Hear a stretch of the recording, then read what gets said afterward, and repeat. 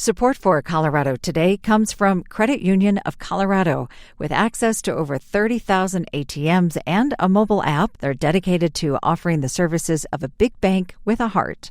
Learn more at honestlygood.org. Support for Colorado Today comes from Safeway, where you can shop online and get easy delivery or free pickup. From fresh flowers and bakery treats for Valentine's Day to ingredients for a home-cooked dinner, Safeway makes it simple to get what you need. You might see more cyclists on the roads today, and if you're a driver, do keep in mind that many of them might be first-time bike commuters. That's because this is the official Winter Bike to Work Day. There are celebrations in many cities across the Front Range. If you plan to hop on your bicycle and join in, grab a rain jacket for the ride home. There is a chance of afternoon showers today. I'm Bazi Kanani. And I'm Arlo Perez Esquivel.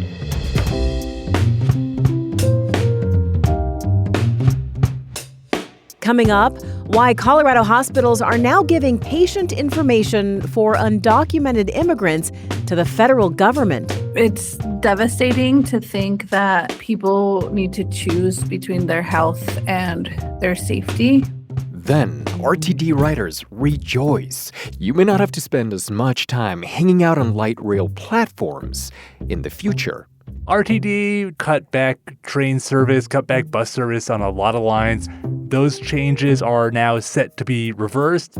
Also, an old family castle is added to the list of endangered places in Colorado. Most of us feel the presence still of the Hartman family there.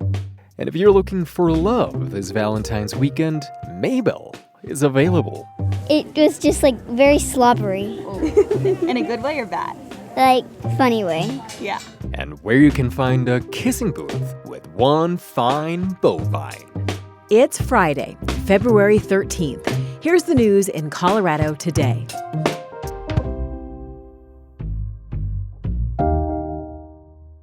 We're used to a lot of privacy around our medical information, but because of a recent court ruling, immigrants who go to a Colorado hospital in an emergency could have their personal information turned over to the federal government. CPR health reporter John Daly is here to discuss what this means. John, how did we get into this situation? It started when the Trump administration asked Colorado and other states to turn over information about people receiving Medicaid. Colorado and other states sued to block that request out of a concern that that information, normally restricted to government healthcare agencies, would be sent along to the Department of Homeland Security and ICE. And for clarity here, undocumented people aren't eligible for Medicaid. So how then would this data be helpful to immigration enforcement? Well, you're generally right, except for in emergency situations. If an undocumented person comes to a hospital while having a heart attack or a pregnant mother arrives in labor, the hospital can't and won't turn them away. Their treatment is covered through a program called Emergency Medicaid, through which the government reimburses hospitals. And the information that's collected when that happens is the key data at the core of this fight. At the end of last year, a federal court denied the state's efforts to prevent this data sharing, and that paved the way for information on these patients to be handed over to federal immigration enforcement. How are hospitals reacting to this ruling? So last month, Denver Health, that's the state's largest safety net hospital, started to distribute a one-page notice that some personal information of people unlawfully in the U.S. could be shared with ICE. That includes citizenship and immigration status, address, phone number, and Medicaid ID number. The hospital said it was an internal document, but it got out on social media and started causing concern. It's devastating to think that people need to choose between their health and their safety, right, and keeping their families together. That's Gladys Ibarra from the Colorado Immigrant Rights Coalition. She's really concerned about the impact that court ruling and now this notice will have.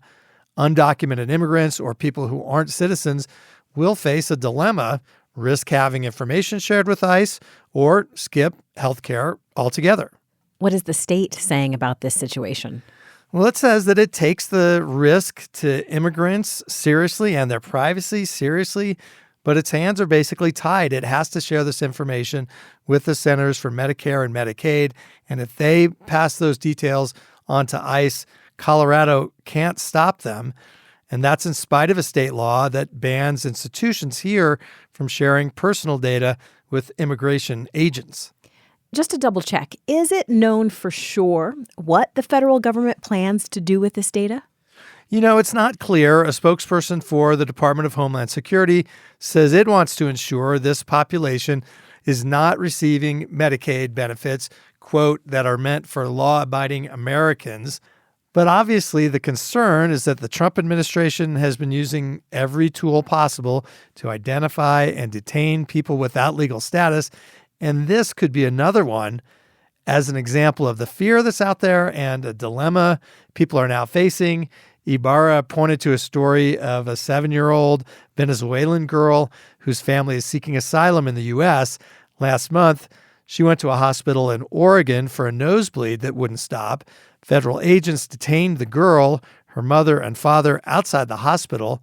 They're now being held at a detention center in Texas. It is hard to imagine any parents having to decide what to do in a situation like that. Could this court ruling have a broader impact on our state's healthcare system?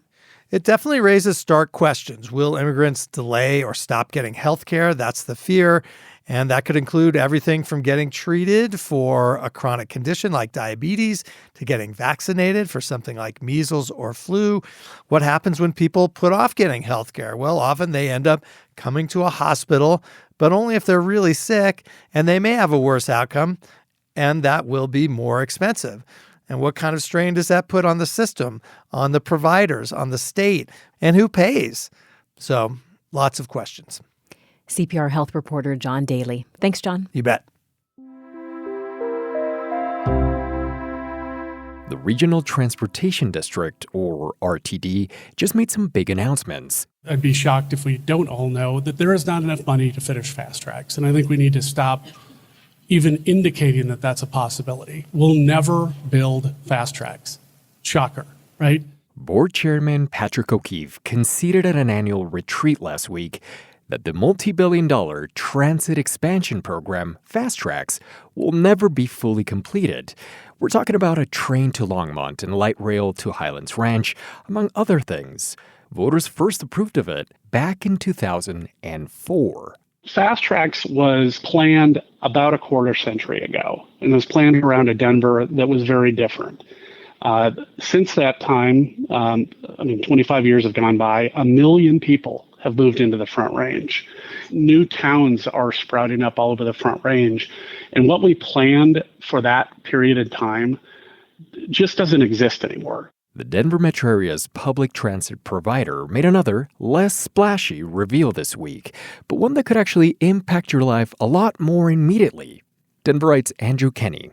RTD during the pandemic cut back train service, cut back bus service on a lot of lines. For example, the G line, which I ride, went from running every 15 minutes at its peak to running every half an hour. The B line to Westminster, I believe, went from every half an hour or so to every hour. Those changes are now set to be reversed. RTD introduced plans for some changes it could make around June, which would bring the G line back to 15-minute service, bring the B line back to 30-minute service.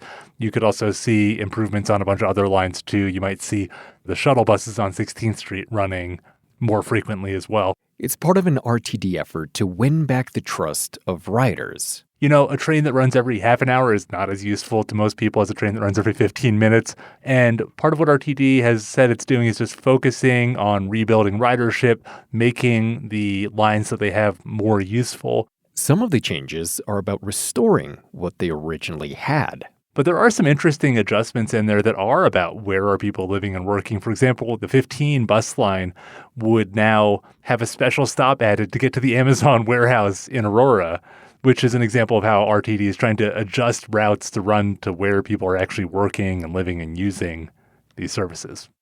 The changes will go through a series of public hearings before heading to the RTD board for approval. Did you know Colorado is home to at least 9 castles? Or at least 9 buildings that get called castles. We're not talking about the ancient stone buildings you encounter in Europe. Colorado castles are mostly castle-inspired historic mansions.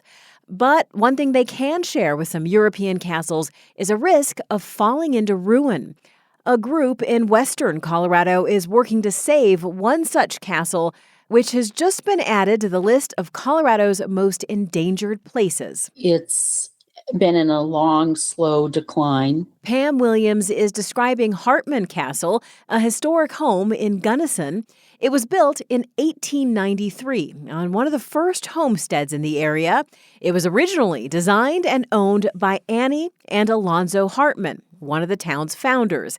They built it when times were good. Annie and Alonzo went to the Chicago World's Fair and purchased some of the furnishings there. Williams leads the nonprofit Hartman Castle Preservation Group. We have Italian marble tile. We have a fantastic stairway. We have all the original fireplaces. And most distinctively, the Hartmans built a turret on their dream home. The cylindrical tower on one corner gives it a grand castle-like appearance.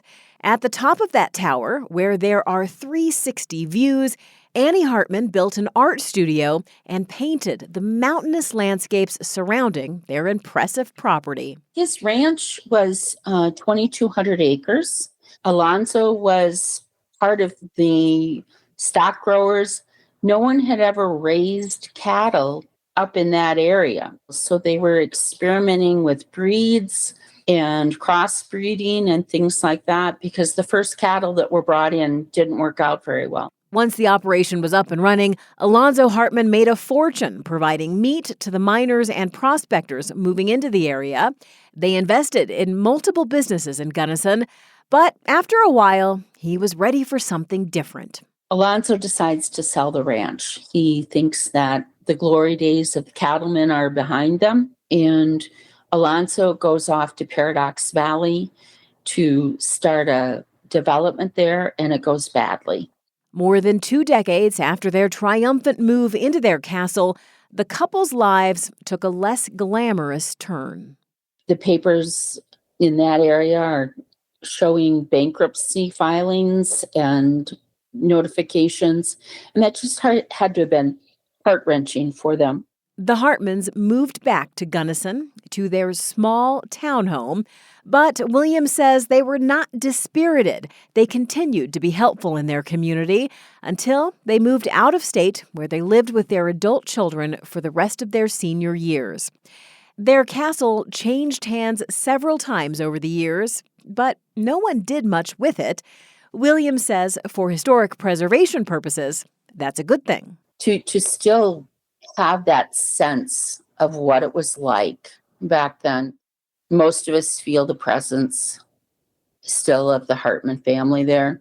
What you can also feel is a sense of neglect. The building has been vacant for years and has fallen into disrepair. The Hartman Castle Preservation Corporation in Gunnison offers tours and is currently raising money to purchase and restore the property. You can hear Williams discuss those efforts in the Colorado Matters podcast. She also talks about how the Hartmans' lives intersected with the Native Utes and the Black community in the Gunnison Valley back then. We have a link in the show notes. We close today with a little bit of Valentine's Day love of the bovine variety. May-belle.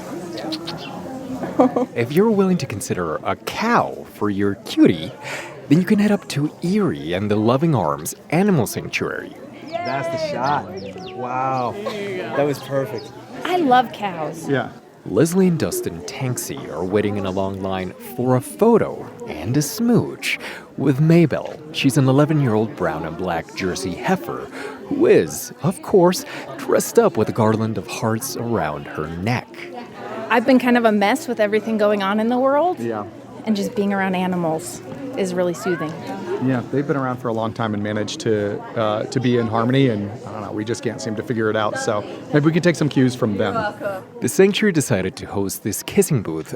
It lets people get up close and personal with an animal that they may be more familiar on their plate than in the pasture. It also takes full advantage of May-belle's social nature.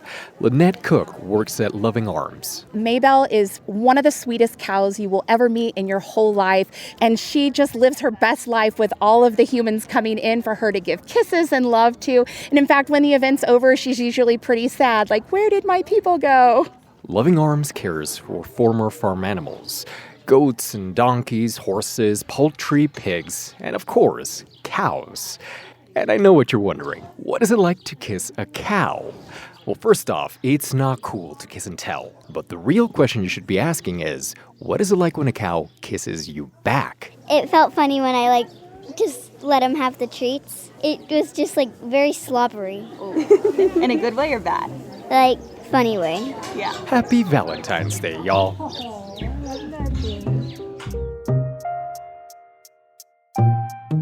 Reporting for today's utterly amazing show also came from CPR's Ava Kian, Sandy Batulga, Ryan Warner, Benta Birkland, and Tony Gorman. Thanks for listening. Before we go, we'd like to invite you to join us in celebrating Colorado Today's first anniversary.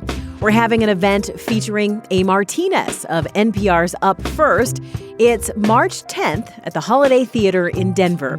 You can find ticket information at the link in the show notes. Hope you have a great holiday weekend. I'm Bazi Kanani. And I'm Arlo Perez Esquivel. This is CPR News.